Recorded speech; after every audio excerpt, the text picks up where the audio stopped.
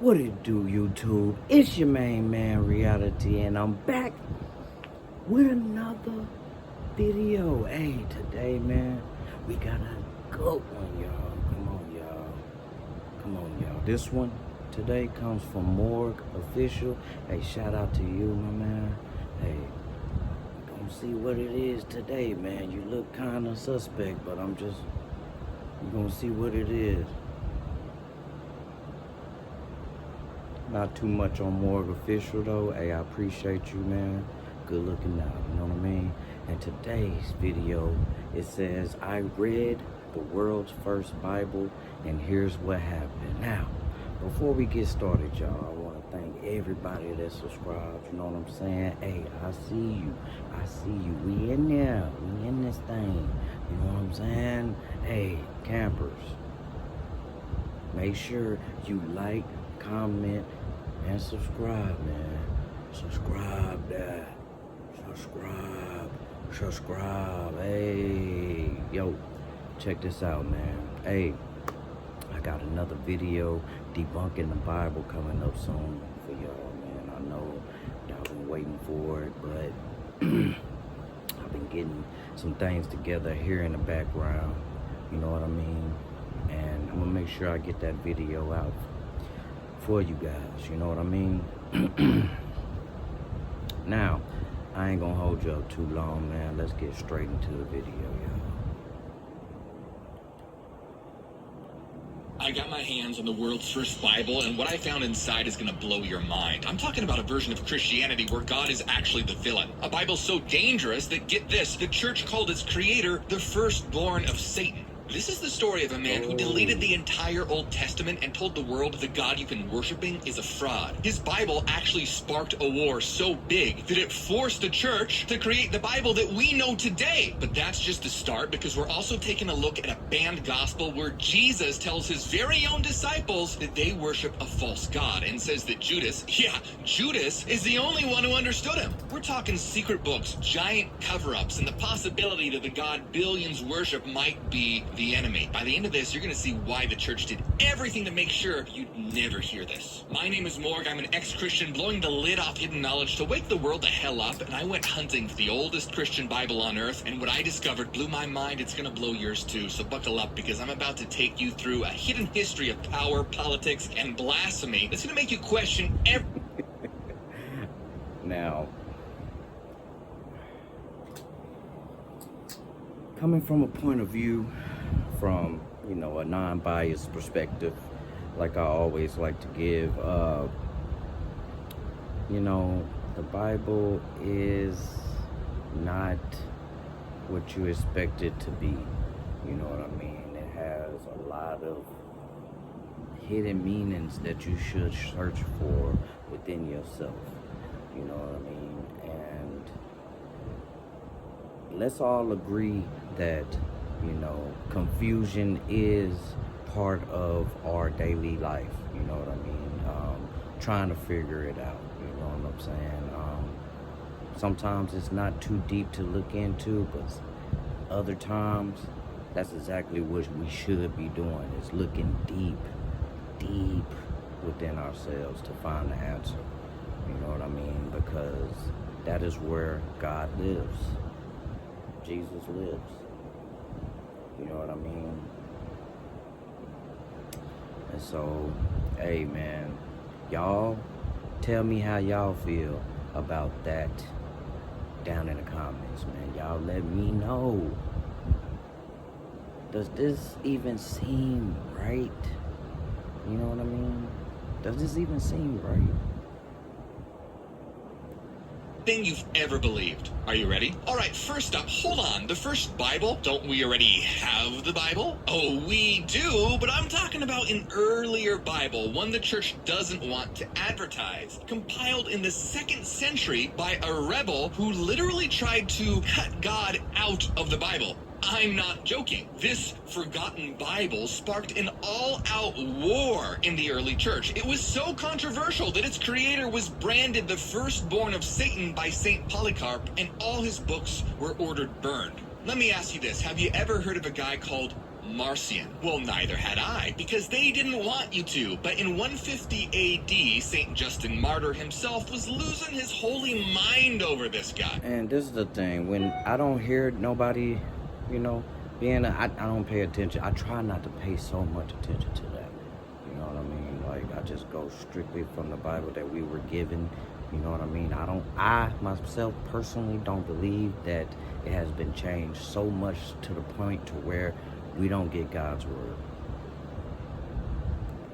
There is Marcion, who is even now teaching his disciples to believe in some other God greater than the Creator, and he has caused many to blaspheme and to deny that God is the maker of the universe. Yeah, so in other words, Marcion was running around the ancient world yelling, the God you worship is not the good guy, he's the villain, and there's a hidden God greater than him. And people were listening. How is nobody talking about this? The world's first Christian Bible, the original, was created by a guy who straight up said, God is the bad guy, and there's a secret higher God you've never been told about. I mean, wake the up. This isn't some Reddit conspiracy thread. This is documented history, and it was basically going mega viral in ancient times. But hold on a minute, how the hell can God be the villain? Well, remember, Marcion, he was not an atheist, he was a Christian. So who is this higher secret God that he claimed Jesus was really working for? And here's where it gets absolutely insane, and why this matters to you. See, the Bible we have today exists partially as a response to Marcion. And spoiler alert, the entire process of deciding which books made it into your Bible and which ones got cut and torched started because of this guy. See, we're about to walk through the whole story. The Bible's...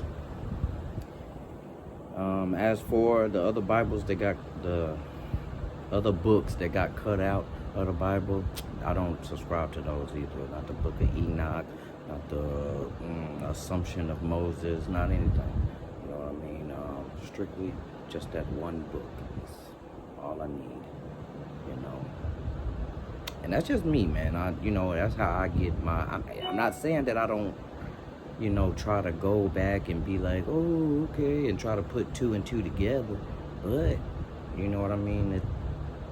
I can't go by those books because they're not actually in the Bible. That's one book that has been around forever. It seems as if they cannot destroy that one.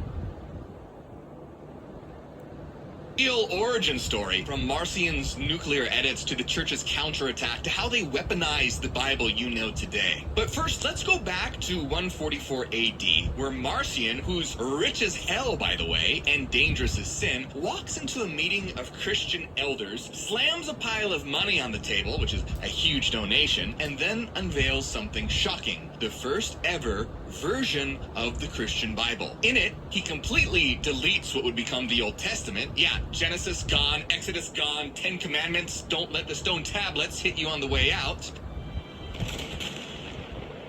I deleted Genesis. You're welcome. You're welcome.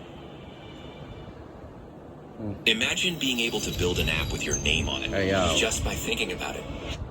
I actually went back and watched that old movie that they had of Adam and Eve, and man, it troubled my spirit. It did. You know, it's on Tubi if you ever want to go look at it, Adam and Eve. You know what I mean? It kind of like plays on, not to give you a spoiler, but I'm gonna do that here. You know what I mean? If you don't want to hear spoilers, then, you know, don't watch this channel, because I will give you a spoiler alert, you know. But, you know, it kind of like gives you the first look of how Cain was brought into the world and why he was such a bad person.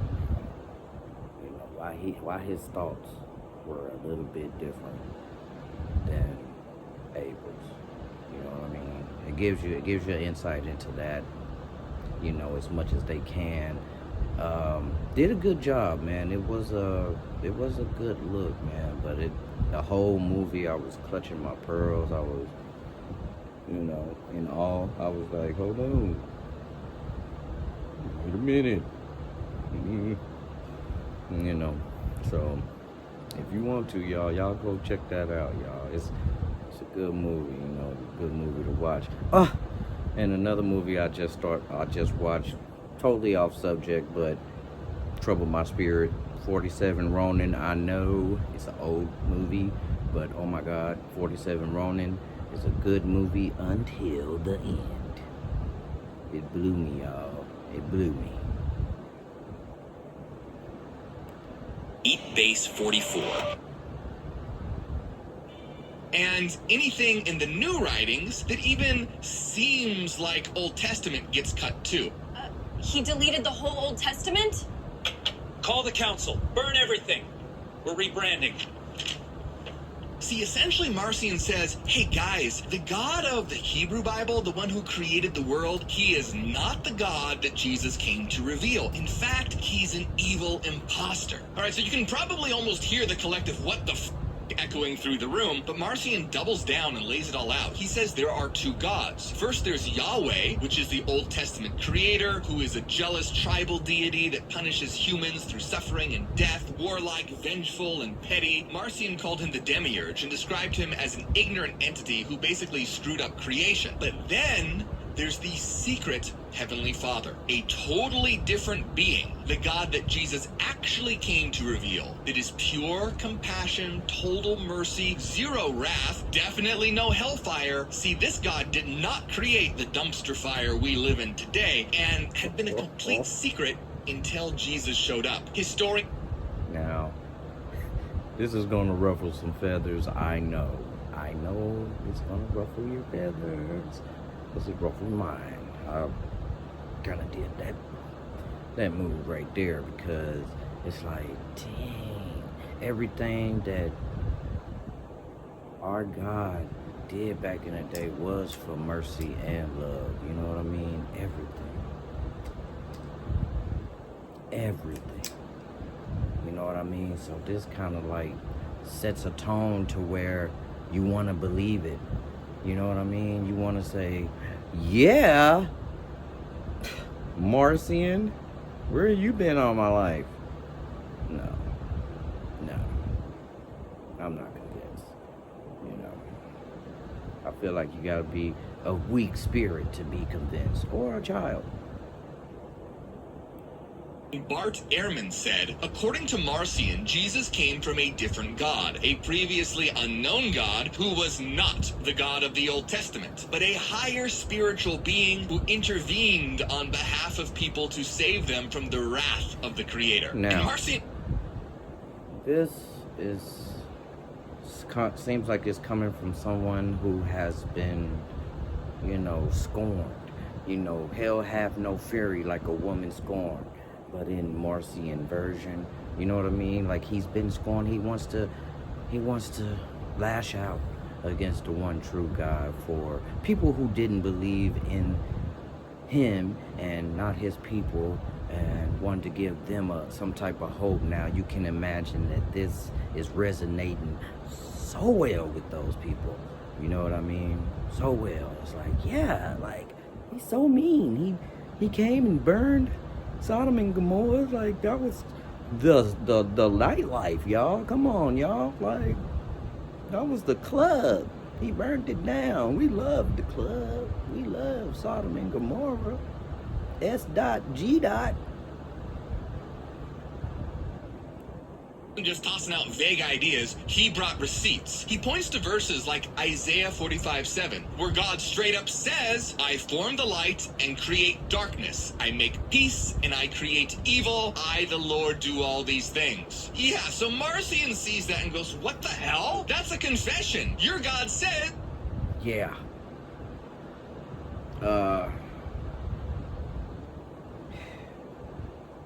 I believe everything that the wrath that people have suffered were because of their own doing, not because of God.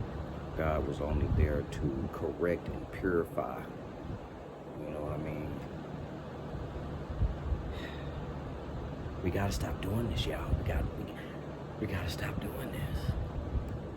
He creates evil. So to Marcion, that was the smoking gun. A true God wouldn't need to put creates evil on his resume. See, Jesus said a good tree can't bear bad fruit. So Marcion reasoned that, hey, you know what? If the creator God filled this world with war, disease, and suffering and death, probably a bad tree, aka bad God. Which means, and here's where the room's blood pressure spikes, the good fruit of salvation and love must come from a completely different, higher God. The early church writer Tertullian writes, when Marcion found the creator declaring, I am he that creates evil, he presumed that there ought to be another God of good after the analogy of the good tree producing good fruit. This was a direct challenge to the very foundation of the religion that you know today. And spoiler, the church never recovered from the shock. But hold on a minute. If Marcion's right, how does that change the Bible we have now? And who exactly is this secret higher God Jesus was supposedly sent by? We're gonna get to that, and trust me, it's the part where things go from wait, what to holy shit. See, Marcion basically splits reality in two: the physical world made by an ignorant, evil God, and a spiritual world revealed by Christ's true God. Mind blown yet? Well, it gets crazier. See, Marcion didn't just notice a few little differences in what would become the Old Testament and the New. He saw direct contradictions, and to him, they weren't accidents, they were proof there were two different gods at play. So let's look at one of the most famous. In the Old Testament, Exodus 21:24, God says, an eye for an eye, a tooth for a tooth, hand for hand, and foot for foot. So Yahweh's law is pretty damn clear. If you injure me, I get to injure you back equally. That's divine justice. And this goes into the good old saying, you know, watch yourself. You know what I'm saying? Like, you know, everything is based on that right there. I believe that is humans' physical, spiritual, mental, financial test. You know what I mean? Is to humble yourself. You know what I mean? And to remember that what you do to somebody else can also happen to you. I don't believe that it was for revenge, which is what it sounds like. Eye for an eye, tooth for a tooth, you know what I mean? I don't believe it was for revenge. It was the action that took place before the initial action took place, if you get what I'm saying. It was the action that caused this, you know what I mean?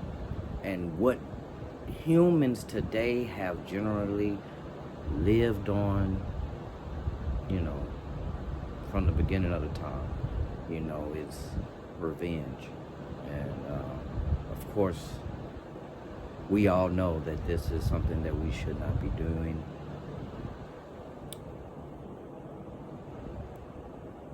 According to the so-called creator. Now here's Jesus in Matthew 5:38-39. You have heard it was said, eye for eye and tooth for tooth, but I tell you, do not resist an evil person. If anyone slaps you on the right cheek, turn to them the other cheek also. Right. Turn the other cheek. Smite. Okay, now regardless if you agree with that or not, think about this. Jesus quotes Yahweh's law and then literally says it's wrong. He said God was wrong. Not, let me explain what God really meant. No, he flat out says, but I tell you, and replaces it with the total opposite. That's a rejection. Why the hell does no one talk about this? Well, 2,000 years ago, one guy did talk about it, Marcion. He pointed at this and said, see, these are two different gods. The violent one in the Old Testament is not the same as the God of love that Jesus is revealing. See, the Old Testament God floods the earth out of wrath, has all the firstborn children of Egypt literally killed. Meanwhile, Jesus is hanging out with sinners and says, love your enemies. The contrast is black and white, and Marcion was like, wake up, people, these can't be the same being. And if you think that's crazy, wait until you see this. In your Bible, Matthew 5:17 says, think not that I am come to destroy the law of the prophets. I am not come to destroy, but to fulfill. So that's Jesus supposedly saying, hey, relax, guys. I'm not here to smash the Old Testament law. I'm here to complete it. Sounds nice, safe, and church approved. But in Marcion's version of the gospel, it's flipped on its head. It says, think not that I am come to fulfill the law or the prophets. I am not come to fulfill, but to destroy. Jesus, didn't you come to fulfill the law? I came to destroy that shit! Marcion's Jesus is not honoring the law. He's walking in with a goddamn wrecking ball.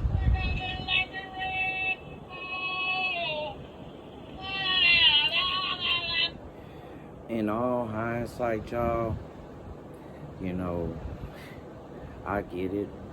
Jesus came and destroyed the shit out of law. Like, Jesus ate. You know, Jesus ate.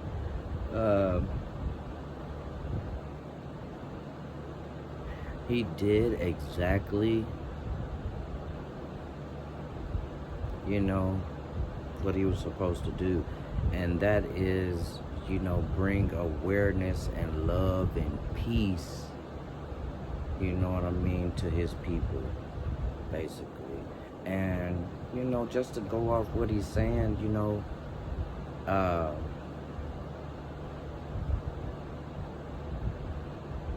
it was no more, you know what I mean, after Jesus, you know, if you don't understand that. No more.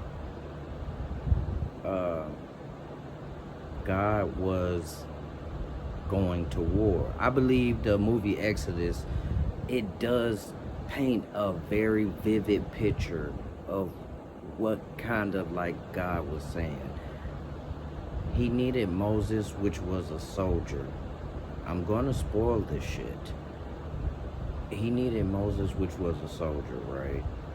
And you know, he needed him as his general to fight a war that was happening.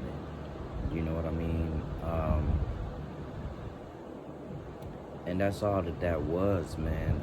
Still getting in preparation for this Messiah, for this Christ. You know what I mean? Still getting in preparation for that. It's like, hey, let me separate my people first before I put, just to give them a fighting chance. Blew it, y'all. We totally blew that one. And doesn't that make a lot of sense? I mean, look at how Jesus actually behaves in the Bible. He's constantly breaking Yahweh's rules. In Mark, Jesus walks into a synagogue on the Sabbath, sees a man with a shriveled hand, and the religious leaders are watching to see if he's going to heal him, because working on the Sabbath was against Yahweh's law. Then Jesus asks them, which is lawful on the Sabbath, to do good or to do evil, to save life or to kill? But they remain silent. In other words, your God's rule says don't work today. I'm telling you that rule is garbage if it stops you from helping someone. Then he heals the guy anyway. In Luke, he heals a crippled woman on the Sabbath, and the synagogue absolutely loses it. And in Matthew, he roasts the religious leaders for obsessing over tiny details. I'm gonna be stopping a lot, y'all. You see, I have a lot to say, but let me interject right there. New law, hence New Testament. You know what I mean? So I mean, you get where I'm going with this. I'm definitely gonna go into more detail on debunking the Bible. I'm definitely going to get into more detail. This is something that we all know. Morgue official is not a, you know, unintelligent person by far. You know what I mean? And I can clearly see that. You know, and he's definitely given us something to think about, y'all. I don't think he's given us rules, setting down rule or law. I don't think anyone does that these days. I do believe he's given us something to really, really think about, and it's almost hitting it right on the head, y'all. But I'm gonna hit it right on the head, y'all. Like, I'm gonna let y'all know exactly, you know what I mean, what, you know, this means. missing the point. Woe to you, teachers of the law and Pharisees, you hypocrites! You give a tenth of your spices, mint, dill, and cumin, but you have neglected the more important matters of the law, justice, mercy, and faithfulness. You strain out a gnat, but swallow a camel. Strain out a gnat and swallow a camel. Ooh. Ooh. I ordered the soup. Marcion looked at all this and went, obviously, Jesus is not playing for Team Yahweh. He's calling out the God of the Old Testament and dismantling his rulebook in real time. And once you put all that together, with all the other contradictions, you start to see why the church didn't just disagree with Marcion, they went DEFCON 1. But Marcion was not just all talk, not at all. He had a damn good plan. He didn't just preach about this secret higher God, he publishes the first Christian Bible. Yeah, you heard me right. The very first Bible was his. It had exactly 11 books and looked nothing like the one you know today. Inside of it was the Evangelicon, and besides sounding like a badass anime show, it was a trimmed down Gospel of Luke. Then there was the Apostolicon, which were 10 letters from Paul, and that's it. No Matthew, no Mark, So no John, cool, no yo. Acts, no Revelation, and absolutely no Old Testament God. Marcion thought the Old Testament scriptures were so toxic, they actually harmed faith. He even wrote a book called Antitheses, lining up Old Testament verses next to Jesus' words to prove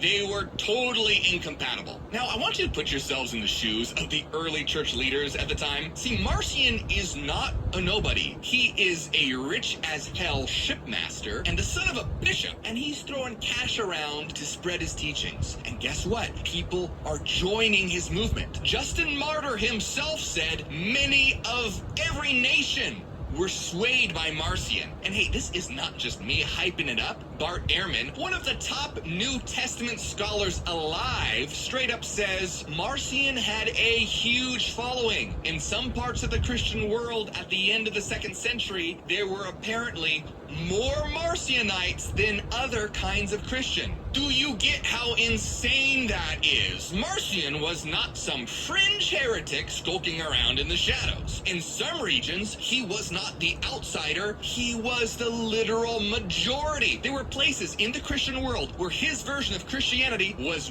more popular than the one that became orthodox. And what if we picked the wrong religion? And guess what? Marcion and his followers weren't even the only one who thought the God of the Old Testament was evil. Far from it. No, there were entire movements of early Christians who believed the same thing. Dozens of Gnostic sects, whole communities, people risking their lives to say what no one else would dare to today. So let me just list a few names you've probably never heard of because the church wanted it that way. There were the Sethians, who believed the creator God was a blind... Now, when he says nobody would dare to say it, I'm gonna push that boundary right there. You know, y'all check in when I drop that video, y'all. It's gonna be a banger, y'all. It's gonna be fire. You hear me? It's gonna be fire. So y'all check that out later. But people talk about it. You know what I mean? I'm more of a straight up person. You know what I mean? And I'll just, because I don't like being lied to. You know what I mean? I hate being lied to. You know what I mean? That's why I try to kind of like, steer away from, people that beat around the bush a little bit. You know what I mean? I don't like to have people like that in my circle. You know what I mean? Tell me how it is straight up. You know what I mean? Tell me.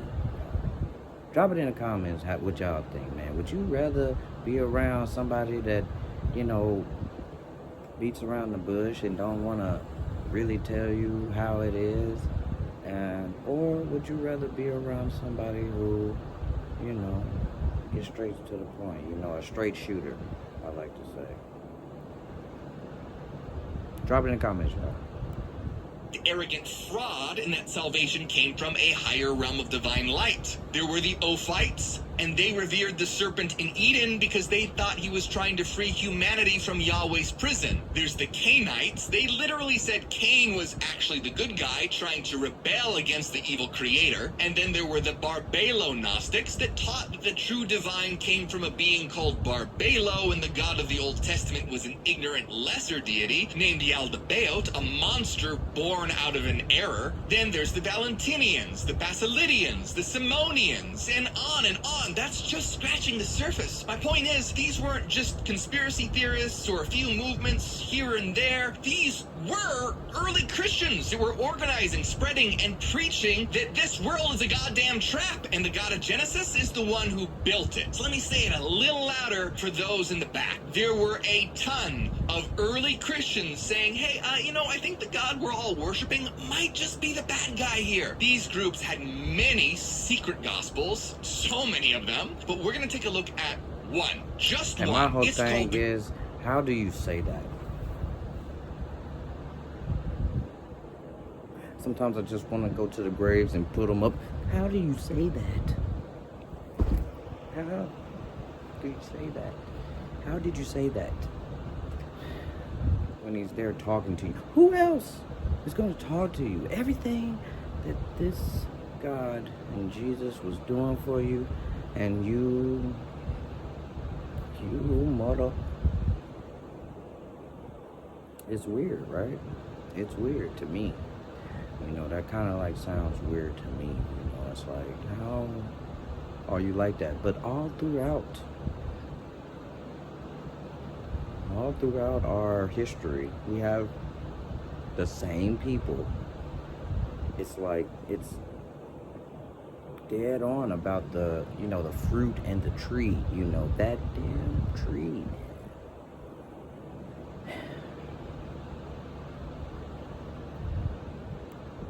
of Judas. Yeah, that Judas. And if you thought Marcion was controversial, this book makes him look like a freaking choir director.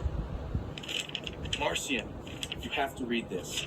It's called The Gospel of Judas. This shit is fire, bro. In 2006, National Geographic unveiled a translation of a lost manuscript that was buried for over 1,700 years. The Gospel of Judas. Buried, hidden, because the early church wanted it destroyed, because the Gospel of Judas shows us a very different Jesus. Oh, just Jesus mocking his own disciples, laughing at their prayers, and straight up telling them they're worshiping the wrong God. Yeah, buckle the hell up. See, early in this gospel, it opens with the disciples doing some kind of heartfelt prayer or devotion or whatever. They're trying to look holy. And Jesus, he starts laughing. The disciples, who are understandably confused, say, "Master, why are you laughing at us?" And Jesus goes, "I'm not laughing at you. You're not doing this because you want to, but because through this your God will be pleased. Your God." Let that hit for a second. The disciples think they're worshiping the God of Jesus. And Jesus says, nah, not even close. Naturally, the disciples freak the fuck out and shout, "Master, you are the Son of our God." And Jesus basically goes full savage mode. "How do you know me? Truly I say to you, no generation of the people among you will know me."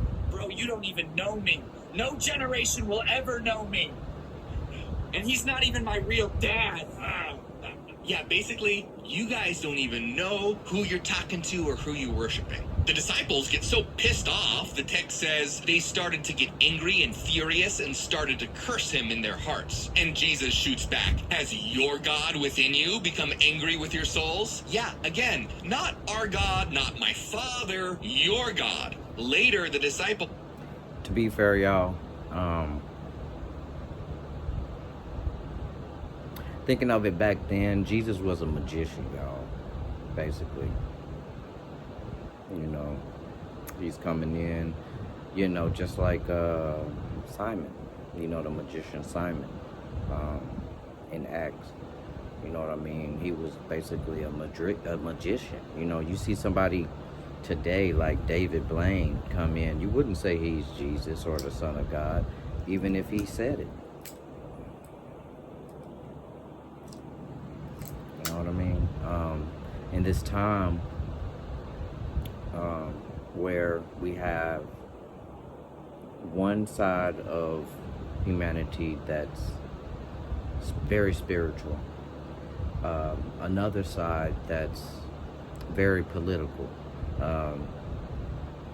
And when you put those two together, man, and you think about it and you say, is this really a time to where we should worship somebody else?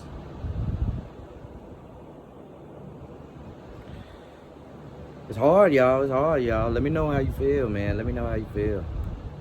Describe a vision they had of a temple with priests, sacrifices, and a crowd. And Jesus interprets the vision, and it's savage. He tells them, you are the ones receiving the offerings on the altar you've seen. That's the God you serve. And the animals you saw brought in to be sacrificed are the crowd you lead astray before the altar. Your minister will stand up and use my name like that, and the generations of the pious will be loyal to him. Okay, hold the phone for a second. Jesus just told the disciples, you're worshiping a fake God, you're leading people astray, and worst of all, you're going to use my name to do it. Jesus, according to this ancient gospel, said that Christianity would be hijacked in his name to get people to serve the wrong God. Well, look around you at the world right now. You think maybe that gospel was onto something? And you know what this also sounds a lot like? Exactly what Marcion was screaming from the rooftops. Except this time, it's not Marcion's mouth, it's Jesus. Now about Judas in this gospel, Judas is the only one who Jesus takes aside to teach the real secrets. Why? Because Judas is the only disciple who knows who Jesus really is. Jesus said to him, step away from the others and I will tell you the mysteries of the kingdom. All right, why? Well, because Judas actually gets it. Judas says, I know who you are and where you've come from. You've come from the immortal realm of Barbelo, and I'm not worthy to utter the name of the one who sent you.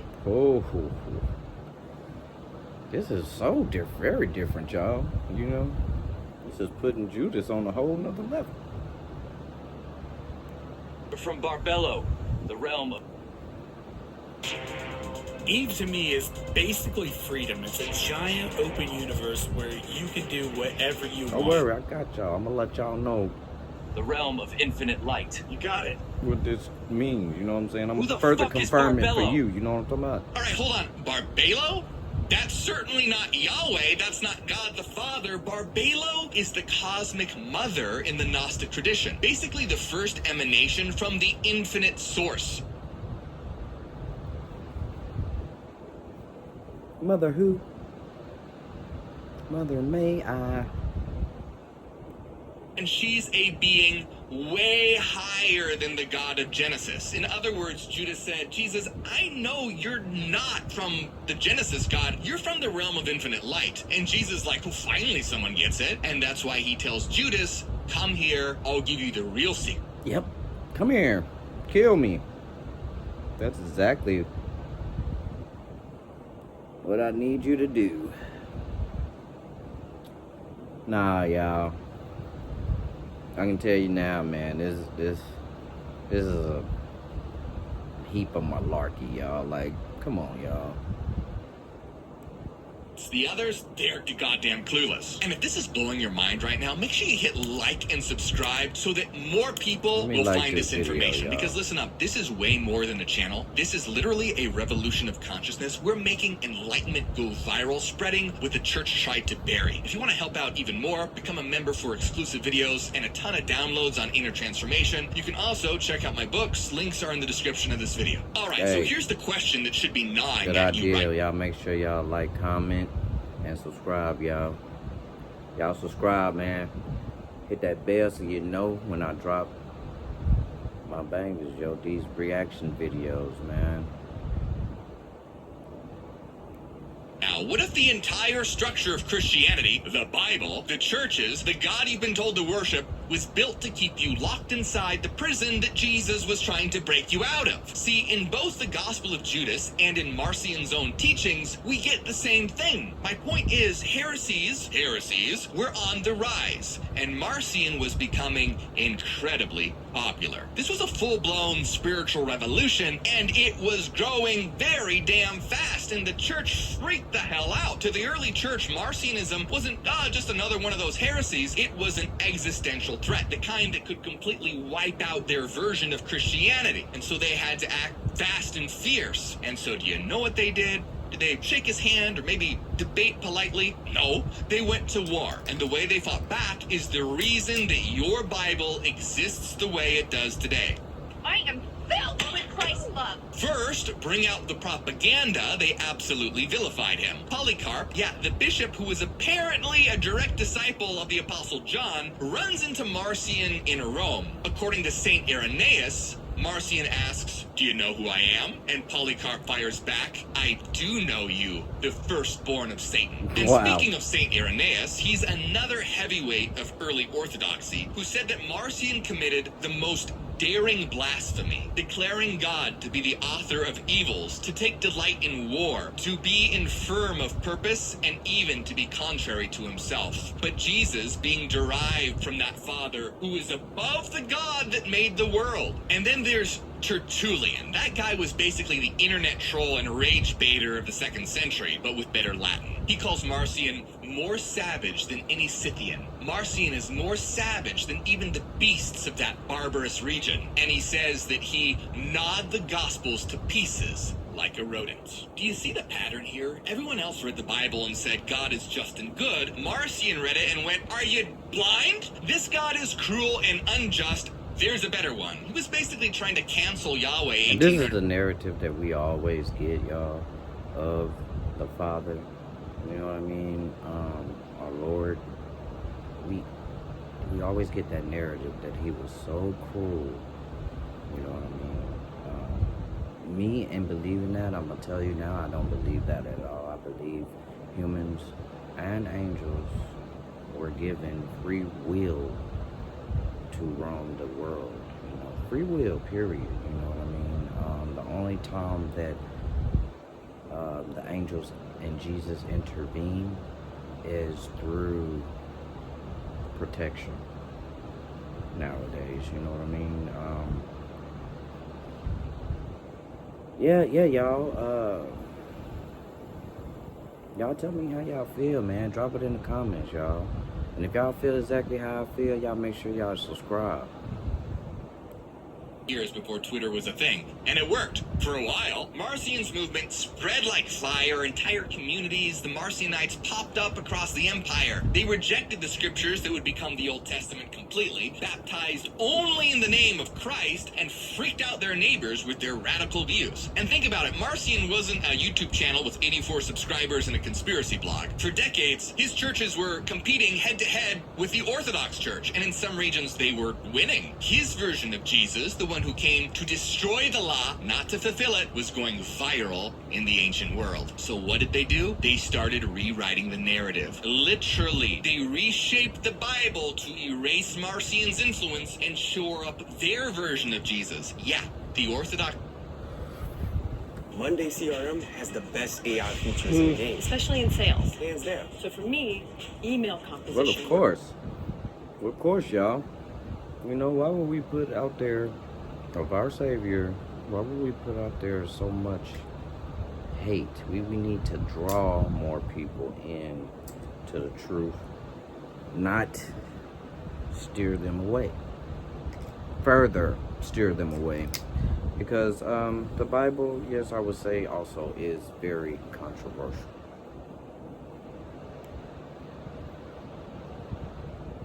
The Orthodox Church didn't just shut down Marcion, they built their own Bible as a weapon against him. But how did they do that? Let's make something brutally clear. Many scholars agree the process of locking in an official New Testament canon was... This is something I'm not going to do, all right? I'm not going to say that our Bible is something that was made just to combat this person.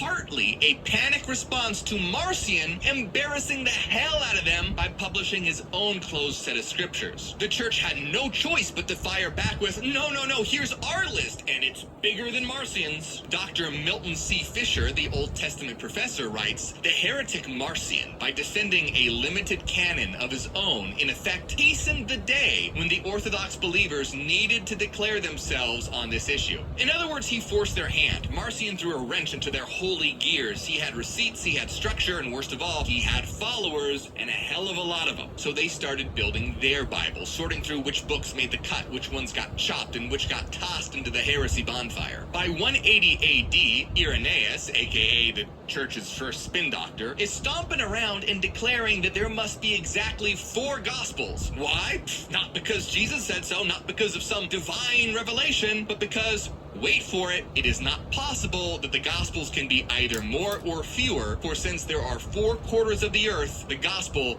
is quadriform. Yeah, you heard that right. 4 corners of the earth, therefore 4 Gospels? Flawless logic, right? It's like saying we need 4 Gospels because there are 4 goddamn Ninja Turtles. Totally scientific. And here's the dirty little secret no one likes to talk about. The Gospels themselves were originally anonymous. Bart Ehrman, who, remember, is a respected biblical scholar, not some fringe Reddit commenter, said there is no concrete evidence that the Gospels received their familiar names early on. See, it wasn't until well into the 2nd century, after Justin Martyr, that we start to see them referred to as the Gospels of Matthew, Mark, Luke, and John. As Bart Ehrman notes, once Christians had a bunch of different Gospels in circulation, it became important to stress that this or that Gospel was the one that got it right. And to do that, readers, editors, and scribes assigned names to earlier Gospels to show that the people delivering the teaching knew what he was talking about. And guess who helped make that happen? Irenaeus again. As Ehrman explains, once Christians had a bunch of competing gospels, it became vital to prove their chosen 4 were the real ones. So they slapped on names of trusted apostles and companions to them, branding the anonymous works like products in some kind of marketing campaign. And guess what? It works so damn well that most Christians today don't even realize that the names were very much likely added later. So yeah, the church didn't just fight Marcion with sermons, they rewrote the playbook literally. So over the next 2 centuries, the church began holding councils, backroom holy meetings, sorting through which books made the cut and which got excommunicated into oblivion. And by the time we hit the 4th century, Constantine legalizes Christianity. Suddenly the bishops aren't only spiritual leaders, they're also political players with imperial backing. And what followed was not divine inspiration, it was book banning, propaganda, and holy censorship. Texts were destroyed, secret gospels buried, opposing communities declared heretical and hunted down, and the books that did make the final cut, they were the ones that aligned with the approved version of God, the one that looked nothing like the Gnostic God of light or Marcion's true father. Seneca the Younger, a Stoic philosopher, saw it coming a mile away. He said, religion is regarded by the common people as true, by the wise as false, and by rulers as useful. So who decided what's in your Bible? A bunch of bishops and theologians, many reacting directly to Marcion and other heretics. So the How do I feel about religion, y'all? I mean, I feel like every other religion is false, besides Christianity. I do. I don't go to church. I haven't been to church in a while. I'm not looking for a community of people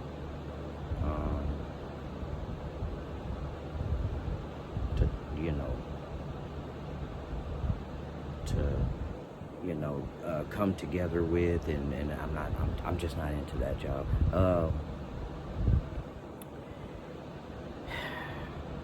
Every other religion is false, y'all. It's blasphemous. It doesn't matter how you worship it. You can't serve 2 masters. You know what I mean? There's no way, fam. There's no way, fam. It's right there. There's no way, fam. It's right there in the Bible. If you go back and listen to it, I'm not very religious myself. You know what I mean? I wouldn't say, but I do see the truth and the honesty in the Bible and the wisdom. You know what I mean? Not in any other book, yo. I have done the research.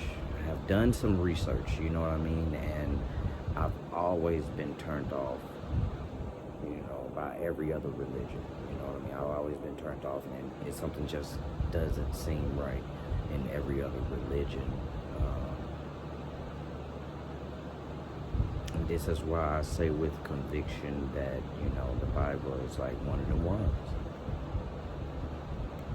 Here is that Marcion is partially responsible for why the Bible even exists in the way that it does. So what happened to Marcion? Well, they excommunicated his ass right out of the Church of Rome, and just to add insult to injury, they gave him back the massive donation he made. Imagine getting refunded by the church. That's like hell freezing over. But they didn't stop there. They branded him a heretic, burned his books, dragged his name through the mud, and made sure every Christian who came after would hear one message loud and clear: this man is the devil. The church fathers wrote entire books against Marcion. 5 freaking volumes by Tertullian, a whole treatise by Epiphanius. Oh, and in case that wasn't enough, some sources say his own father, who was a bishop, supposedly disowned and condemned him. But Marcion spent the rest of his life organizing his communities, which persisted for centuries, but were increasingly driven underground. The Orthodox fought Marcionites relentlessly, and over time, Marcion's following dwindled, especially after Christianity became aligned with the Roman Empire and could actively crush heresies. But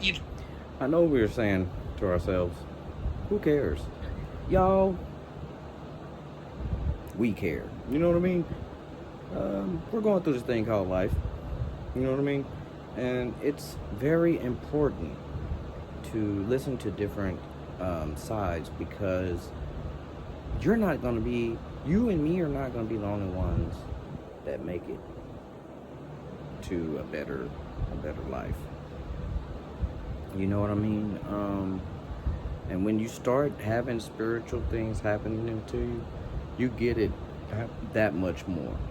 When you ask God or Jesus to come into your life, reveal something, and you really truly believe it in your heart, you know what I mean? You have to see other people's side, you know what I mean? Have to, because it's selfish. It's very selfish to say, oh, I'm the only one that has the answer. You know what I mean? And people need to listen to me a little bit more, or the people that I hang around. My circle is the only ones that have the answer. It's not that simple, y'all. Getting back to religion, you know what I mean? This is something that is a hot topic, because you do have those people in different religions who believe in Jesus, but they still serve as a tradition. That just takes me back to Tabitha and Joanna. You know what I mean? Retribution, is imminent. You know what I mean?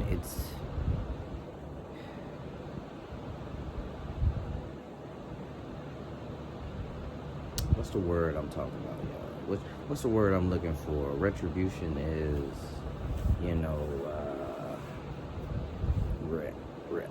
drop it in the comments, y'all, what word I'm looking for. But you know what I mean? It's like what I'm trying to say is retribution is something that is gonna come, regardless of what you believe. You know what I mean?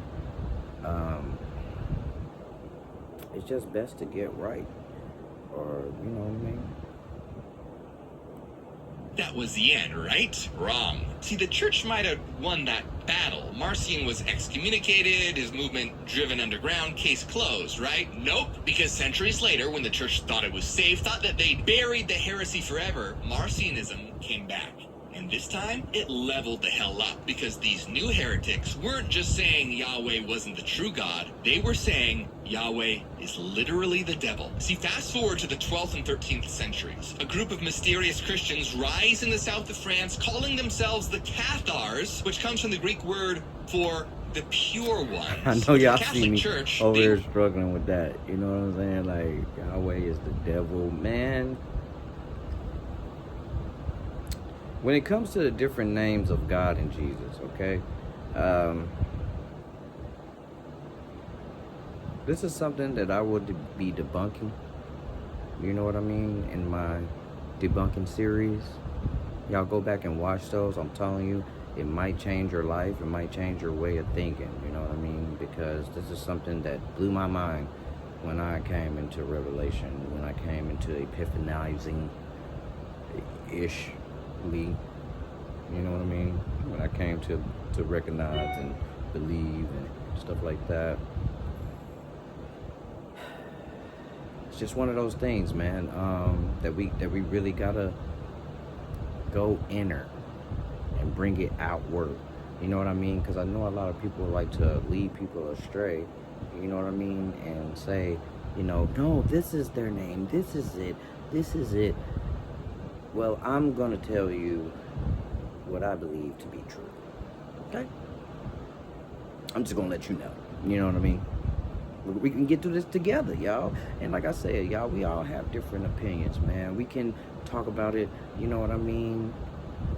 We can conversate about it, but, you know, that's where it stops, y'all. You know what I'm saying? We all still are God's people, and we need to learn to love each other and get along, you know what I mean? And do the right thing for each other. Spiritual nukes waiting to go off. So here's the deal. The Cathars weren't literally Marcionites, but they were basically Marcionism 2.0. Even Catholic writers back then called them Neo-Marcionites. Not because they were copying his work word for word, but because the Cathars, they took everything Marcion hinted at and cranked it up to 11. They didn't just say the God of the Old Testament was lesser, they said he was the devil himself. Not metaphorically or symbolically, they meant it literally. They called him Rex Mundi, which means the king of the world. See, according to them, the world we live in is not God's creation, it's Satan's trap. Brought you into Bitly can generate QR codes like this, and they have a variety of different looks and y'all, sorry styles. about the, You can customize it to match your apologize brand about vibe, from colors to actually how it commercials, looks. still And haven't while you got can send people to YouTube any Premiere, site, y'all. Bitly We now has a still ain't built-in got there landing yet page builder in this as well. channel. You can use to You easily know what I embed mean? video. But as soon as we do, y'all, I'm gonna get Brought you them in today. commercials off for y'all. I think my God might be the devil. Scouts honor, y'all. Scouts Yeah, honor. no shit. So let that settle in for a second. They believed that we're not humans at all, that we're actually fallen angels, that were tricked into being born in the flesh by Satan, who then handed us a fake-ass Bible and said, worship me. See, this all comes from a banned book the church tried to erase called The Secret Supper, or Interrogatio Johannes. It was literally found in the halls of the Inquisition. And what's inside this book? Oh, you know, just Jesus revealing the ultimate cosmic scam. See, the Cathars believed that Jesus was sent by the true God, the God of light, to expose the lie. That this world isn't holy, that it's actually hell in disguise. See, according to the Cathars, even the 10 Commandments given to Moses were a deception from Satan. When Moses went up to Mount Sinai, he wasn't meeting the real God at all, but Satan in disguise. The Secret Supper says, but then did the devil proclaim unto him, Moses, his Godhead, and unto his people, and commanded a law to be given unto the children of Israel. The devil even tricks Enoch into creating all these fake scriptures with fake laws and crazy rituals and sacrifice to confuse everyone. Basically, they said that the Bible itself was influenced by the devil to trick humanity. But the biggest is... Now, when we get to that subject, you know what I mean, of sacrifice and rituals, it was nothing demonic there. It was simply us giving atonement for our evil doings. You know what I mean? We were trying to get in the good grace of our Lord. And for everything that everybody else has done, this is for everything that we do and we did, and everybody else, you know, we were making these sacrifices and rituals. It was very public, you know, so everybody could see. I believe that was the point of it. Was be like, hey man, it's very, very much so real. You know what I mean? Our deceit, our deception is very, very much so real, y'all. Especially when it gets to that point, to where we don't have somebody over us to oversee our day-to-day operations. You know what I mean? Now we pretty much don't have that unless you're